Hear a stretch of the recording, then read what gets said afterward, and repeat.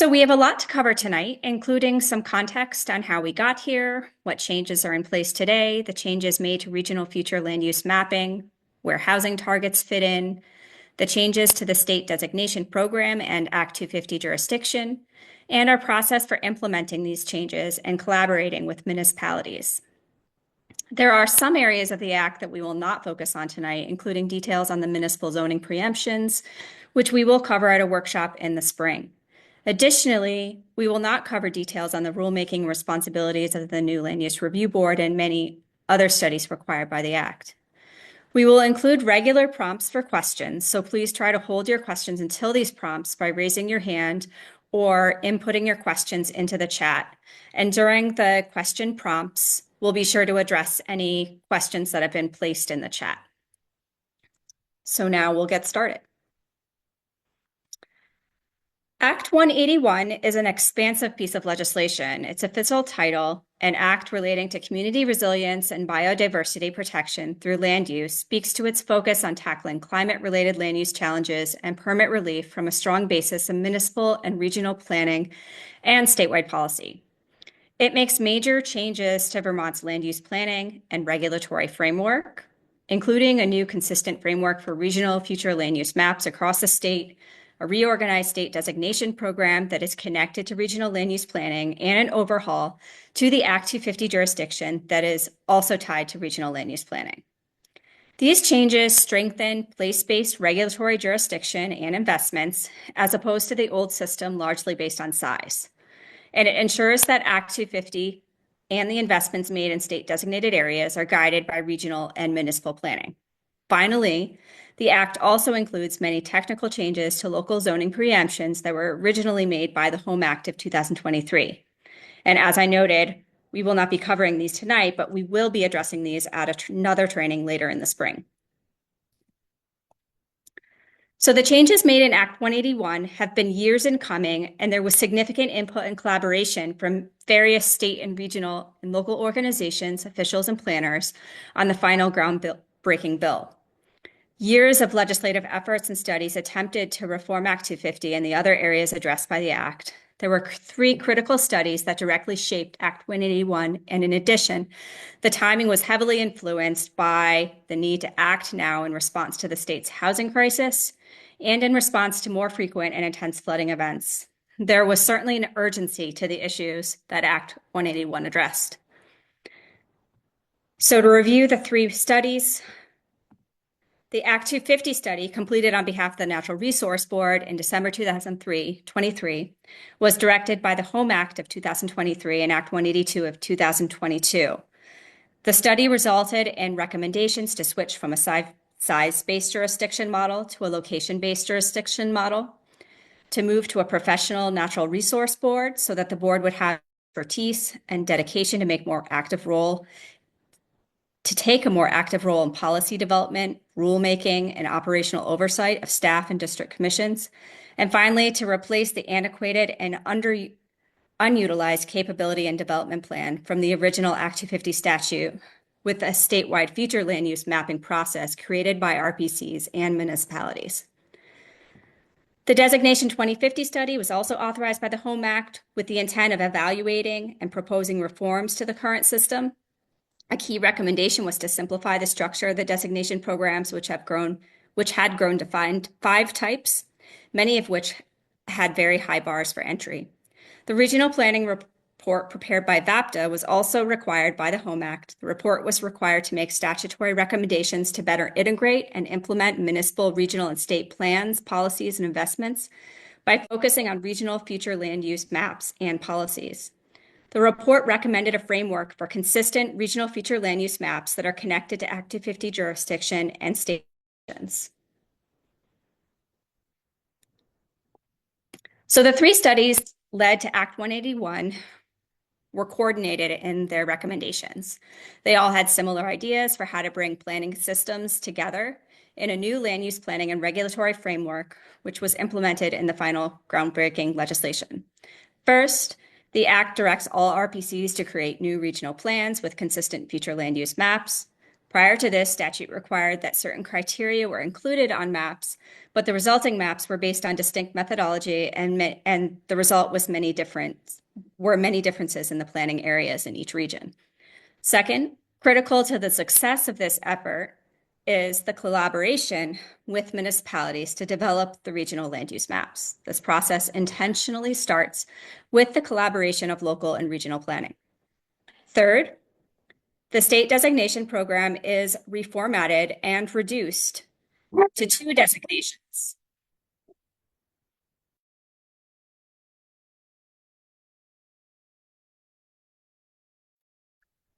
Apologies, we've got a dog barking. To 2 designations. The Downtown Board no longer approves designations. Current and new state designated areas will be integrated into the future land use maps in the new regional plans. And the new Community Investment Board approves incentives and benefits to designated areas. Fourth, Act 250 is converted to place-based jurisdiction administered by the Land Use Review Board. The Land Use Review Board will review and approve all regional plans, including new future land use maps, new state designations, and new requests for Tier 1A and 1B or status that relate to Act 250 jurisdiction. So this graphic illustrates the new framework that connects municipal and regional future land use areas, state designations, and Act 250 jurisdiction. There are 8 new future land use areas shown across the top. We've got centers, village centers and downtown centers, planned growth areas, village areas, transition areas, enterprise areas, resource-based recreation areas, and then several categories of rural area. Being mapped as a center, planned growth area, or village area on the regional future land use map leads to automatic designation as either a center or a neighborhood. All existing designations will be maintained. Location-based Act 250 jurisdiction is connected to the regional future land use map based on 3 tiers. Tier 2 is the status quo, essentially existing size-based jurisdiction system. Centers and planned growth areas may be eligible for Tier 1A or Tier 1B, with village areas also eligible for Tier 1B. Tier 1A and 1B allow for permit relief. Municipalities that are eligible for Tier 1A and also meet other standards, including local zoning that is functionally equivalent to Act 250 standards, may apply to the Land Use Review Board for Tier 1A, and if granted, there will be a full and complete Act 250 permit exemption for all projects in the planning area. For Tier 1B, municipalities may opt to receive a permit exemption for up to 50 units of housing, which is made effective when the future land use map is approved by the Land Use Review Board.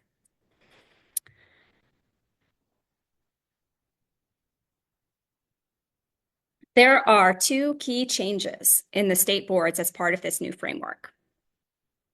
First, the Natural Resource Board that formally administered the Act 250 has been changed from an appointed volunteer board to a 5-member full-time professional board, the Land Use Review Board, or LUB. In addition to administering Act 250, it has the added responsibilities of approving regional plans and future land use maps.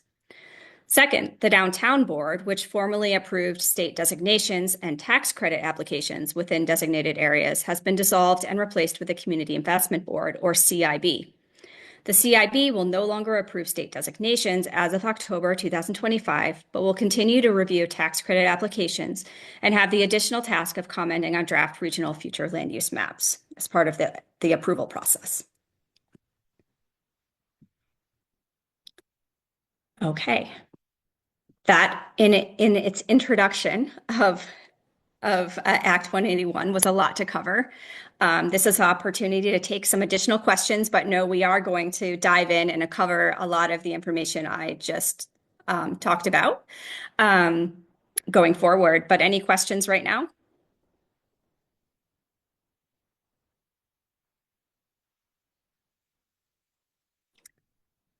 Okay, great. I will move on.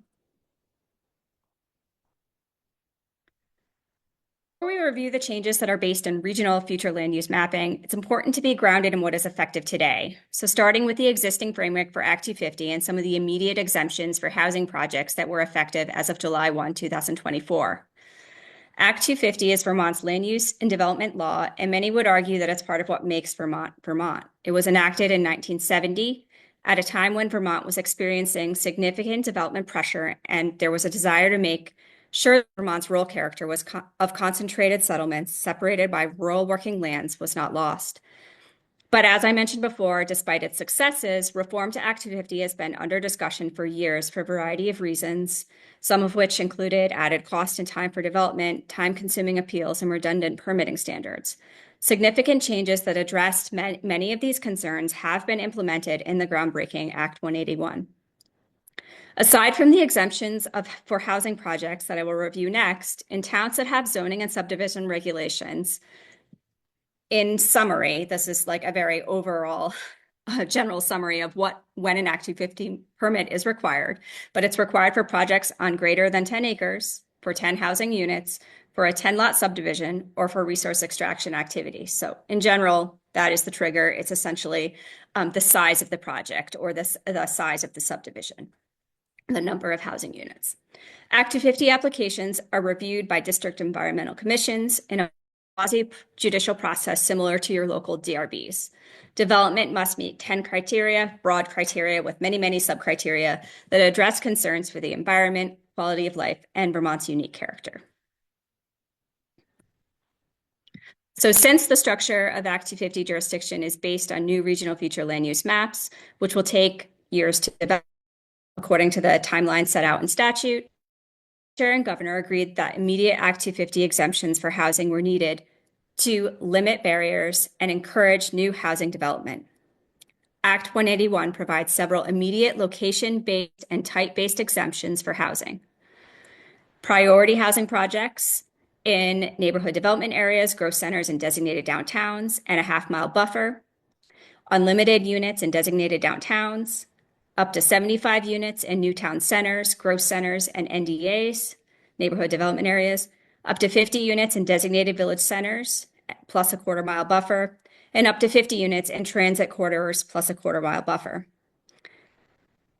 And for the type-based, converting commercial to residential up to 29 units, accessory dwelling units, and converting hotels, motels to affordable units. So these exemptions are currently in place as of effective July 1, 2024. To be eligible for an exemption, the municipality must have permanent zoning and subdivision bylaws, and there must be public sewer or water or soils suitable for wastewater disposal. The guidance states that public water and sewer services or soils only need be available to serve the project and do not necessarily need to exist on the project tract or in the designated center. For example, suitable soils may be on an adjacent tract. The project will need a wastewater. Remember, though, the project would need a wastewater and potable water supply permit. It is recommended that even if it looks like your project could receive and be eligible for this exemption, that you seek a jurisdictional opinion to confirm that the Act 250 exemption actually does apply, although this is not required. This is what the map the NRB, the state has prepared to help to be used as a planning tool to determine whether your area is likely eligible for a Act 250 housing exemption. Again, it's intended to be used as a planning tool and a jurisdictional opinion is recommended. But if you click on an area in a designated center, a profile card will pop up and show whether an exemption is likely eligible or not based on the criteria that I just reviewed.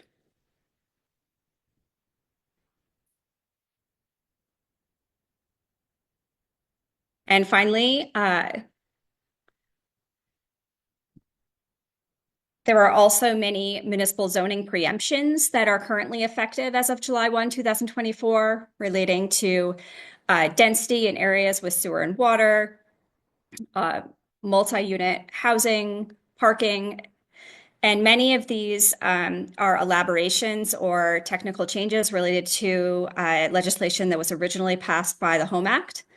We're not going to be covering these changes in detail today. However, we are going to be holding a workshop later in the spring that we will review these changes in depth. So in the meantime, if you have any questions on the municipal zoning preemptions, please reach out to staff at NRPC. And we are to do a review of your bylaw to determine whether there are any areas out of compliance, and we have template language that can be used to update your regs.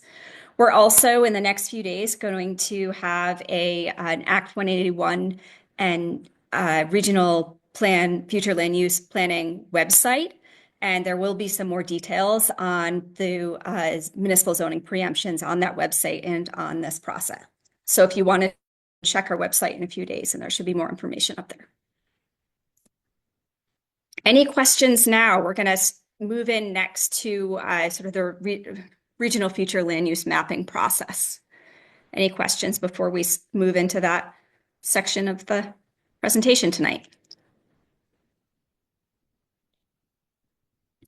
Okay, I am going to stop sharing and pass it over to Emily. I think I'm going to stop sharing. One second.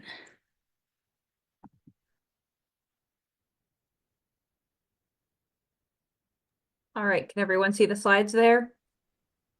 Looking good. Okay, great.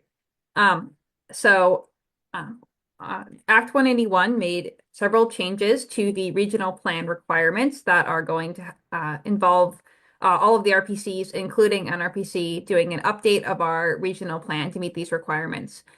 So that included changes to the regional planning goals to add that a substantial majority of housing needed to reach the housing targets, which will be set at the regional and municipal level, need to be in areas planned for growth, as well as a new goal to equitably distribute environmental benefits and burdens. And we'll be talking about the housing targets in just a minute. In addition, in regional planning overall, a new goal was set for equitable engagement, which provides opportunities for meaningful participation, with a particular emphasis on ensuring that underserved communities are adequately involved in the process. And then there are some very specific changes to regional plan elements. There was a number of minor changes to the natural resource element that we won't be reviewing today. But perhaps the more major changes are to the future land use element, where there are now 10 consistent land use categories that all RPCs statewide will use to develop their future land use maps. And we'll be going over those in more detail as well.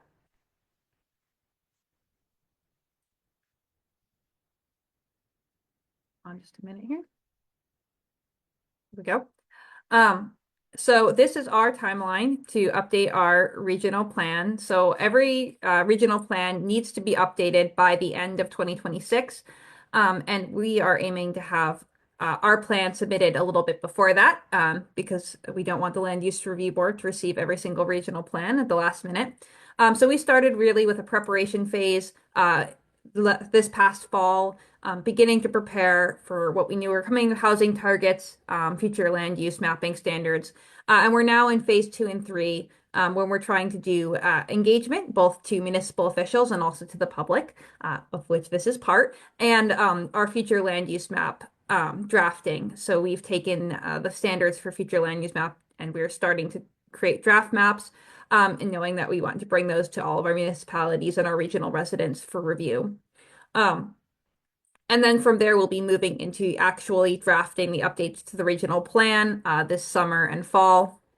And then as part of the new process for approval of the regional plan under Act 181, we need to submit our regional plan to the Land Use Review Board for approval. And then there's opportunities for stakeholders, including municipalities, to have any concerns addressed at that point.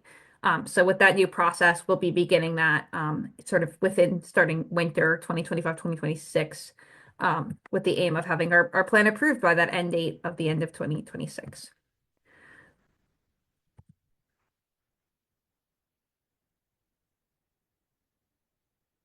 There we go.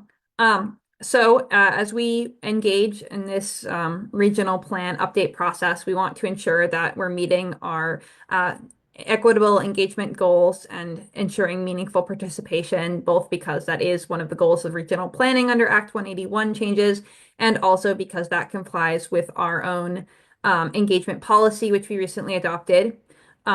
So here we can see a basic overview of some of the engagement that we plan to conduct throughout this update process, really with two stakeholder groups. First, the regional residents, the public, with that goal to make sure that we're really achieving reaching out to a broad range of regional residents, that our materials are accessible, understandable, and that there's a low barrier of entry for people to understand what we're doing and how it might impact them. So for the public, we are, like Greta mentioned, working on developing our website, along with that, a flyer, and we'll be having front porch forum, press releases, in order to really inform people, but at a basic level, what a regional planning commission is, what our mapping process is, and how it's going to affect them. And then we're going to be moving into trying to schedule some open houses in locations throughout the region, where residents already are. Community facilities, commercial buildings, places where people are already going in their day-to-day life, as well as providing opportunities for comments for people who can't make something like an open house. And then we have our involvement of municipal officials. So that's all of you, planning commissions, select boards. And really, that's going to involve certainly this training, but then we will be meeting with each planning commission to review the housing targets and the future land use maps for your community. And we will also meet with select boards when we're requested to do that. And we've met with a few select boards already as well. And really, we want to involve municipal officials, particularly with the future land use mapping, ensure that we're collaborating and that our future land use maps are reflective of both regional goals and local planning. And then finally, municipal officials, it's ultimately down to you, to the select boards, really, to make a decision on whether or not you want to have permanent Act 250 exemptions. So as Greta mentioned, those temporary exemptions, there's opportunities to make those permanent. But that is really down to the municipal officials. So that's something that will also be coming up, that we want to engage on, provide you information on, so your community can make the choice that's right for you. So that is a very brief summary of our engagement for this project. And now I want to move to talking a little bit about the housing targets, and then I'll pass it over to Luke. So when we say housing targets, what we really mean is just quantifying in a number that goal that we have to ensure that housing is meeting the needs of a diversity of social and income groups in Vermont. So it's been added into that regional and municipal plan goal for housing. It's not intended to be a punitive measure. There's no sort of idea that a municipality is going to be punished if they can't meet their housing target. It's intended to be a goal, a way for us to think about how much housing we need in our communities, and how and where that housing might go. So as I mentioned, it's within that regional goal as well as for municipal plans, and it's also integrated into the requirements for the regional and municipal plans. So including those housing targets in the regional plan is a requirement, as is it will be in your municipal plans as you update those. And I will pass it to Luke. Thanks. Um, the state of Vermont released housing targets for all of the regions a few days ago. And this is a table of what they look like with our regional targets highlighted.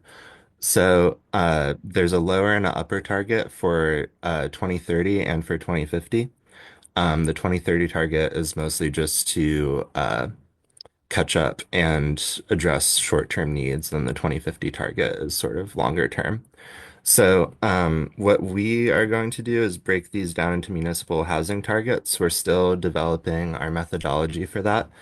Um, and I'll give a little brief summary of the general methodology that we're thinking of on the next slide. And as Emily mentioned, these targets, once we develop them, will be incorporated into municipal plans going forward as a statutory requirement.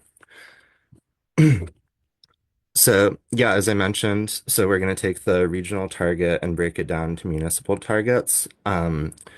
Two things that we're considering for calculating a town or municipality's housing target is the existing number of housing units in that municipality and whether that municipality will have a downtown or planned growth area under the new future land use categories.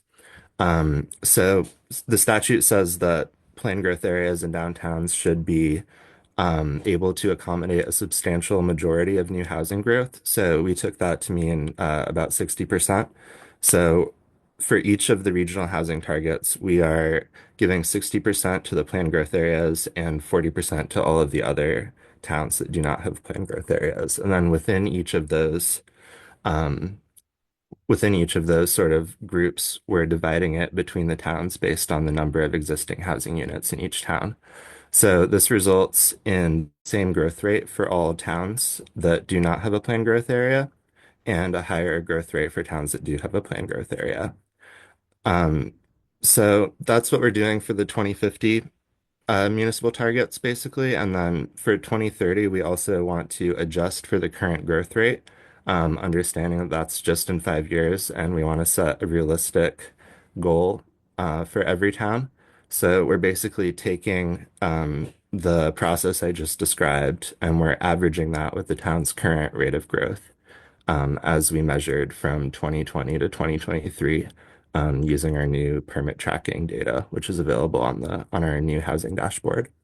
Um, so this is just sort of a broad overview of the general methodology that we are going to use to create the housing targets for each municipality, and each of these will be brought to the municipality when we bring our future land use map. So this will all be done in consultation with the towns.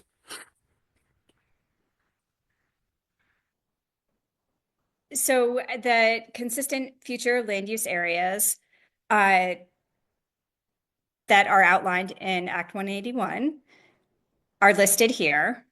Downtown village centers, planned growth areas, village areas, transition infill, resource-based recreation areas, enterprise, hamlet, rural, general, rural ag, forestry, and rural conservation. I can take this. So downtown centers and village centers are intended to be those mixed use centers that are the center of economic activity and civic assets within a community. So obviously the scale of that is going to depend on the community, but this is going to include all existing designated village centers, new town centers, and downtown, and any new or expanded downtown and village centers seeking benefits under the state designation program. Um, so these are the central business and civic areas, and they may be surrounded by adjacent planned growth areas, village areas, or they may stand alone. Um, with and they are also allowed to include some areas for new growth to provide opportunities to grow in a flood resilient way. So this is particularly targeted towards communities for whom much of the historic development is located within the floodplain. So the village center have no requirement for municipal plans, zoning, subdivision, and infrastructure. So it's designed to be so that any community can have a village center, even if they are not otherwise involved in planning.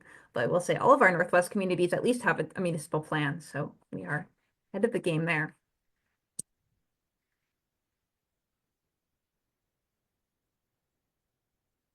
The planned growth areas are areas that would surround those village centers or downtowns, and they're densest areas of dense existing settlement and future growth for high concentrations of population, housing, and employment in the region.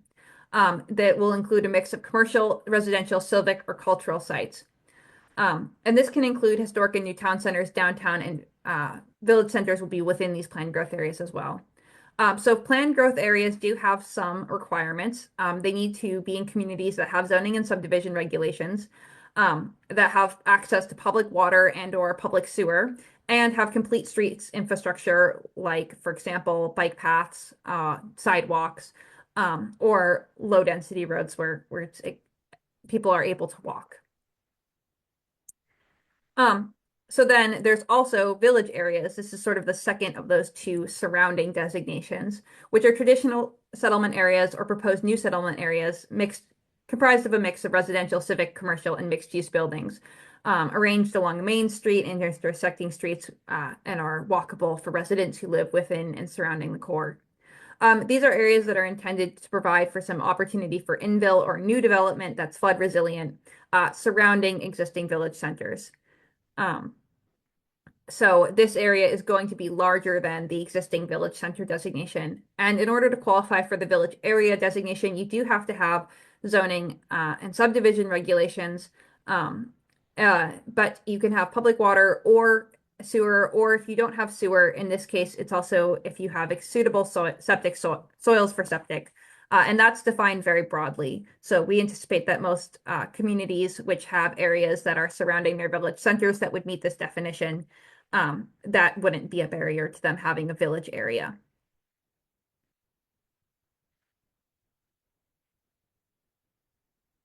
So transitional or infill areas, this designation is designed for areas that don't currently meet the definition of a smart growth area, but might be existing or planned commercial, office, or mixed-use developments um, that do not currently, that might, for example, currently be strip development, but that are intended to transform into higher density mixed-use settlements or residential neighborhoods through infill.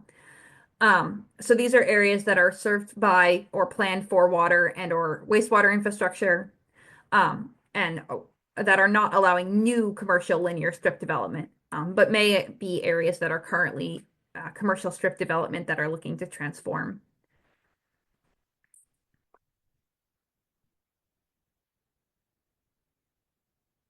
Um, so then some of these other areas, enterprise areas, are intended for economic activity such as industrial parks or resource extraction uses, which are not traditionally, a village use or a downtown use, but um, industrial uses. Hamlets are small clusters of homes and, for example, maybe a school or church where there is no plan for significant growth and no public water or sewer. And those might be depicted as points. So this won't include any villages that currently have a village center designation. So that's just to be clear, it's just places that don't currently have a village center designation and don't have any plan for growth. Um, and then resource-based recreation areas, um, which are large-scale resource-based recreational facilities such as ski resorts, recreation lakeshore areas, or concentrated trail networks. This is intended for large-scale recreational uses.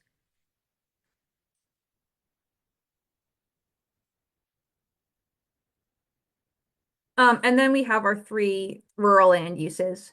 Um, so rural general being just the typical Vermont development pattern of working landscape and natural areas with some low density residential and limited commercial development. Rural agricultural and forestry, which specifically is looking at blocks of forest or farmland that are important to resource industries. And rural conservation, which is lands that have significant ecological value or require special protection. And it's worth noting that this is different than the conservation lands. It's not the same as the conservation lands when we talk about Act 250 jurisdiction. So this is from the regional land use mapping perspective.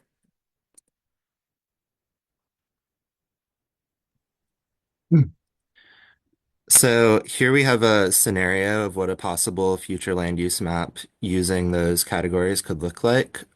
So our process when we're making these maps is going to be first developing them as staff and then bringing them to each town and working with the planning commission to get feedback and develop it further with them. So this is just basically a draft starting point that we would then bring to the town to get feedback on. But our process basically for developing these initial drafts is we're looking at the existing village center designation. And then for our new village center future land use area, we're looking at areas adjacent to the existing village center that are also similarly high density and mixed use. So you can see the hatched area in the center is the existing village center, and then we expanded it out to include these adjacent areas that have dense housing and commercial and civic uses as well. And then for looking at our planned growth area, which is the lighter purple color, our first step is to look at the existing interim Act 250 exemption area, which is a quarter-mile buffer from the existing village center. So we sort of take that as a starting point for the general area that we're looking at. And then we look at which areas have water and sewer and which areas have existing complete streets infrastructure, in this case sidewalks, or areas that don't have sidewalks but they're close enough on roads with a low speed limit that someone could feasibly walk to the center. And then we're also looking at areas that are planned for mixed use growth and high density residential growth by the municipality. So looking at those three things, this is the area that results, the lighter purple area, which sort of expands out from the center to these adjacent areas that might not have development right now, but are places that it makes sense for development to occur in order to meet the housing target and grow the village center. And so that was sort of a scenario of what a center looks like. And then now we have zooming out on the level of a whole town, what the three rural districts might look like. So um, you can see there's a lot of rural agriculture and forestry, and then there's also some rural general in areas that have sort of been subdivided for more residential development. There's a list of all the layers that go into each of these maps that we're looking at currently. So in rural conservation, we're looking at a number of resources that are outlined that are important to protect. So we have the flood hazard area, the river corridor, source protection areas, um, areas that are over 1,000 feet in elevation, which doesn't apply here, and then class one and two wetlands, and then high priority interior forest blocks and connectivity blocks, and then parcels with conservation easements that are not agricultural. And then those agricultural conserved parcels go in agriculture and forestry, along with all parcels that are currently in the current use program. And then it's also manually verified to look at parcels that are agricultural on the satellite view, understanding that not all farms are necessarily in current use at a given time. And then rural general is all the areas that aren't mapped under either of those other two categories. Um, so again, this is just what an initial map would look like according to the methodology that we've developed with the other RPCs. And so we would take this and bring it to the municipality and collaborate further with them on refining it. Good time to pause and ask if there are any questions on the housing targets or what we've reviewed so far on the regional mapping. Happy to take those now.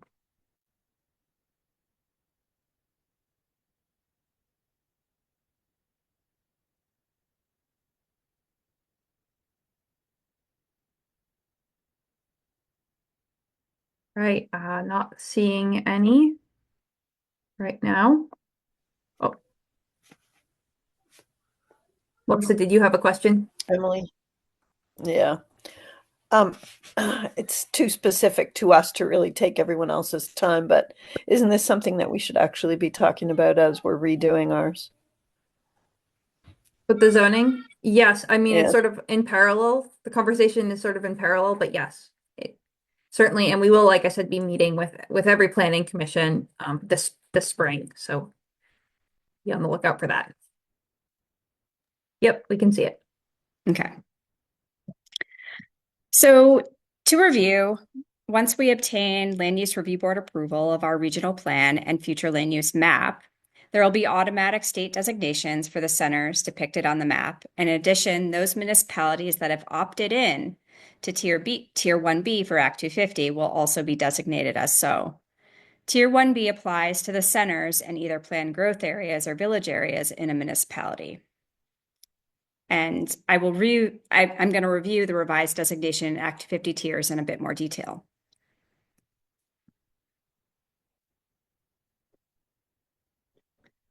So the new state designations. Before diving into the framework, there is a lot to celebrate about the existing designation program, which has been operating for 25 years. There are currently 199 designated centers in every county and region in the state where millions of dollars of historic tax credits are invested each year. The designation program has been a successful platform for implementing shared priorities and investments across the state that are rooted in Vermont's common goals and planning principles. But after 25 years and an expansion in designation types, there was room for improvement, which was explored in the Designation 2050 study. There was concern that the program was overly complicated, and there was commonly confusion with local zoning or future land use maps.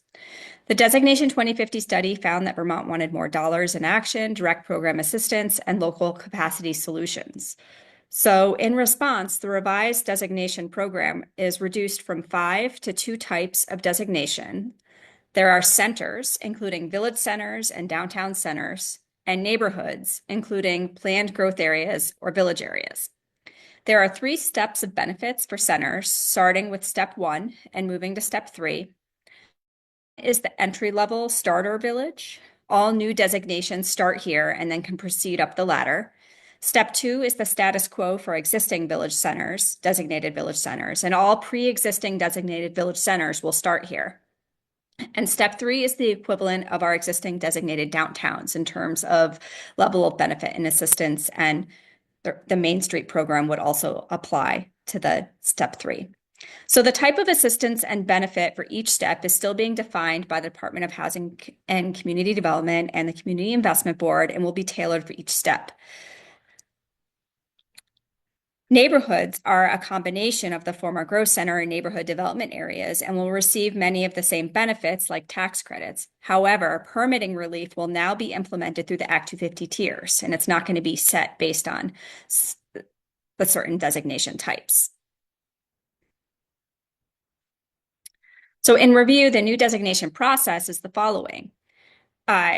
We start with centers, planned growth areas, and village areas being mapped on the regional future land use map. Then as part of the approval process, the Community Investment Board has the opportunity to provide comments. And then once approved by the Land Use Review Board, the designations go into effect. The municipality can then work with the Department of Housing and Community Development to advance on the benefit ladder and to tailor technical assistance to implement goals for that particular center. So moving on to the new framework for Act 250 jurisdiction, which is based on 3 tiers. So Tier 1 provides permit relief with a type of relief divided based on Tier 1A or Tier 1B designation. Tier 1A is a full Act 250 exemption for all types of uses and projects. To receive Tier 1A, the area must be mapped as a center and planned growth area on the regional future land use map, in addition to meeting additional standards, including having zoning standards that are functionally equivalent to Act 250 standards. The municipality applies to the Land Use Review Board to receive this designation. It is not automatically approved on the future land. The Land Use Review Board will be developing guidelines on applications for Tier 1A by January 1, 2026. So the guidelines need to be developed by the Land Use Review Board before it will be made, before that option is an opportunity for those municipalities that are eligible for Tier 1A.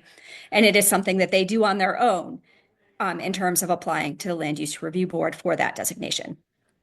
And there will be specific standards and guidelines that need to be met. It is intended to be a relatively high bar, given that the benefit is to receive full Act 250 exemption. Tier 1B, on the other hand, provides a partial Act 250 exemption for housing projects 50 units or less. To receive Tier 1B, the area must be mapped on the regional future land use map as either a planned growth area or a village area, and the municipality has the opportunity to opt in. And as Emily has noted, it has the opportunity to continue and make permanent some of the temporary Act 250 benefits that are currently in place. They also, as part of that opt-in, have to confirm that they have adequate capacity to administer their local zoning. And so this is something that we will coordinate with the municipality as we're preparing and working on the future land use map. So when we submit the regional plan and future land use map to the Land Use Review Board for approval, we will also identify which communities that are eligible on the map are choosing to opt in. And as part of that opt-in, they will also have to determine that they have the capacity to administer their local zoning. So that's something that's built into statute. And then once the Land Use Review Board approves that regional future land use map, that community will have that Tier 1B status, and the exemption for the housing projects 50 units or less will be in effect. So Tier 2 is essentially the status quo of existing Act 250 jurisdiction. It will cover all the areas not identified as Tier 1A or 1B or Tier 3. And there is also a new jurisdiction standard for new roads created in Tier 2 and Tier 3, and there will be additional rulemaking on that, and it'll go effect in the summer of 2026. Tier 3 is an expanded jurisdiction for important resource areas, which is not designated by the regional future land use map. So the areas that are designated as rural conservation on our regional future land use map are not automatically Tier 3 areas. Tier 3 areas are going to be set by rulemaking by the Land Use Review Board next year in the beginning of 2026. So that is something that is not part of regional future land use mapping. It will be set by the Land Use Review Board. I think I covered most of this, but summary of Tier 1B, center, planned growth area, village areas are eligible. Partial exemption for housing projects, 50 units or less on 10 acres or less. It's an opportunity for a community to continue some of the temporary Act 250 exemptions that are currently in place. It could be an important tool for the municipality to use to incentivize housing within their growth areas. Again, it is a choice for the municipality to opt in on this partial exemption. Yeah.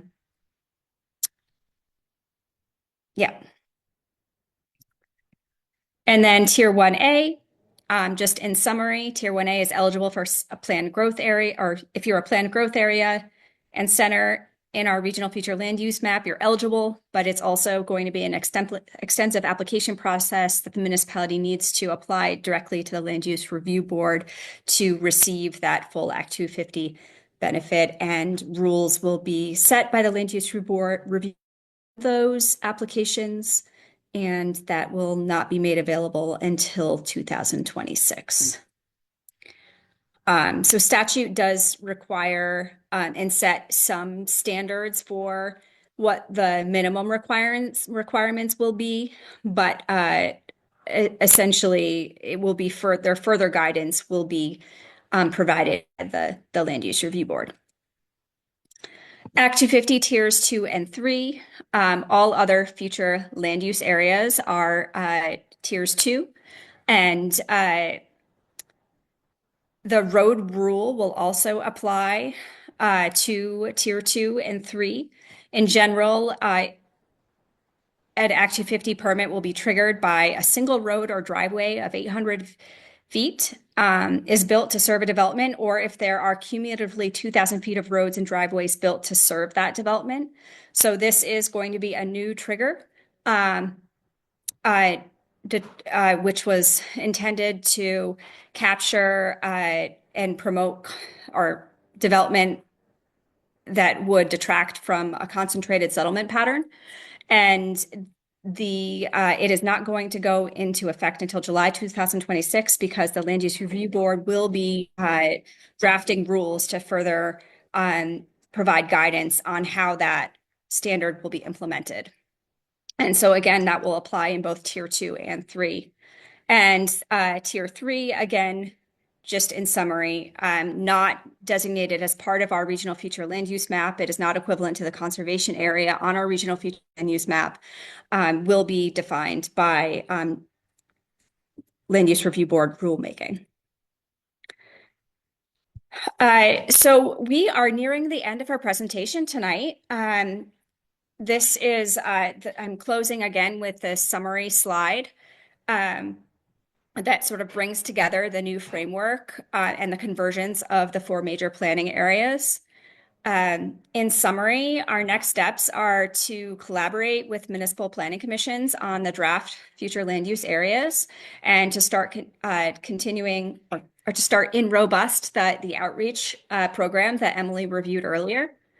We are actively working on draft future land use areas for each community, and we'll be scheduling meetings with planning commissions over the next several months through the rest of the winter and spring. We're really looking forward to that collaboration. This is a really exciting process to be able to start fresh with our regional future land use map. Our regional land use map has not been updated for over 20 years in any significant way. So um, this is a big job, but also timely. I think it's really a great opportunity to comprehensively look at our regional land use map in a consistent way with other regional planning commissions across the state, and to also have it have such an important relationship to uh, state designations and Act 250 jurisdiction. So I also just wanted to note again that some of this information will be posted on our website soon. The presentation will be posted, and the presentation is also recorded, so you'll be able to review it or share with your other board members. It will be posted to our YouTube page. Are there any other questions? Andy? Yeah, excellent presentation. Really appreciate it. Yeah, just a question. The North Hero Planning Commission is currently in the process of updating our regulations. Mainly, I would consider clarifications. Can we go ahead and finish this process to completion without having to start to consider all the impacts of Act 181? I would say that it would benefit you. I believe that we did work with you on reviewing for Home Act Yes. compliance. There are a few other tweaks, and we have a pretty quick rubric that we could review your regulations against just to ensure there aren't any quick minor changes. Okay. I think that would make sense prior to going through the adoption process, and I don't think that we would find anything significant. Okay. That's what I would recommend since Yeah. these changes are already in effect as of July 1. Yeah, we were planning to have you folks review it before we Yeah. finalize them anyway. Okay, sounds good. Thanks. Yeah. Anything else? Any other questions? Now's the time.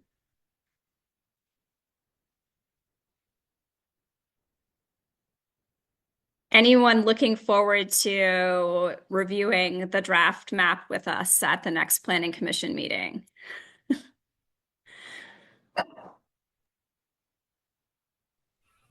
Maps are always popular in Fairfield. We're looking forward to it. All right. All right. Well, thank you everyone for your time tonight. A lot to cover, but we wrapped it up in an hour, so we could let you loose. Again, please reach out to NRPC staff with any questions on zoning compliance, the municipal preemptions, and just any questions on any of the information we covered tonight. We're here to support you. So thank you. Have a good night. Thank you. Have a good night, everyone.